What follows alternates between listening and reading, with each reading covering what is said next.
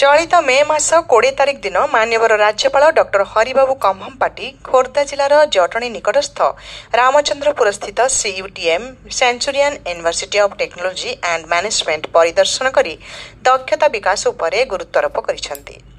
राज्यपालଙ୍କ ଏହି परिदर्शन समय राज्यर मान्यवर प्रथम महिला श्रीमती जयश्री कम्भमपाटी मध्य उपस्थित थिले।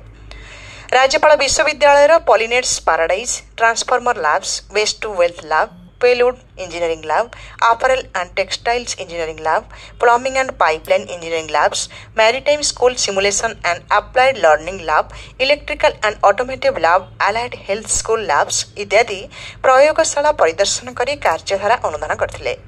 ଏହି ଅବସରରେ ଇଲେକ୍ଟ୍ରିକ୍ ଭେହିକଲ ସମ୍ପର୍କିତ ଦକ୍ଷତା ବିକାଶ ତାଲିମ ନେଉଥିବା ଜିମ୍ବାୱେର ମିଡ୍ କ୍ୟାରିୟର ସରକାରୀ ଅଧିକାରୀଙ୍କ ସହ ରାଜ୍ୟପାଳ ବାର୍ତ୍ତାଳାପ କରିଥିଲେ।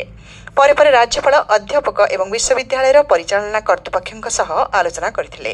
ପାରମ୍ପରିକ ଶିକ୍ଷା ଢାଞ୍ଚା ସହିତ ଦକ୍ଷତା ବିକାଶ ଆଧାରିତ ଶିକ୍ଷାକୁ ସମ୍ମାନିତ କରିବା ଦିଗରେ ବୃଦ୍ଧି ପାଉଥିବା ଗୁରୁତ୍ୱ ଉପରେ ରାଜ୍ୟପାଳ ଆଲୋକପାତ କରି ଜାତୀୟ ଶିକ୍ଷାନୀତିରେ ଶିକ୍ଷା ଏବଂ ଦକ୍ଷତା ବିକାଶ ମଧ୍ୟରେ ସମନ୍ୱୟର ଆବଶ୍ୟକତା ଉପରେ ଗୁରୁତ୍ୱ ଦିଆଯାଇଛି ବୋଲି କହିଥିଲେ। एतद्व्यतीत राज्यपाल निकट अतीत विश्व दक्षता केन्द्र एवं दक्षता विकास प्रतिष्ठान को गस्त समय अनुभव एवं उपलब्धि उपरे अवतारणा करथिले। दक्षता विकास क्षेत्र में एक सहयोगी मॉडल सृष्टि करिवार आवश्यकता संपर्क में राज्यपाल उल्लेख करी जो प्रतिष्ठान गुड़िक इन हाउस दक्षता विकास तालीम सुविधा नहीं सेमानकु तालीम सुविधा थिबा केन्द्र में तालीम नेबार सुजोग प्रदान उपरे गुरुत्वारोप करथिले।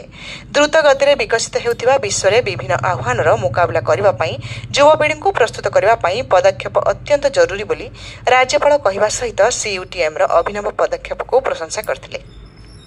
संजीव बारिक राज्यपाल लोक संपर्क अधिकारी सामुद ओडिशारू रजत महापात्र रिपोर्ट।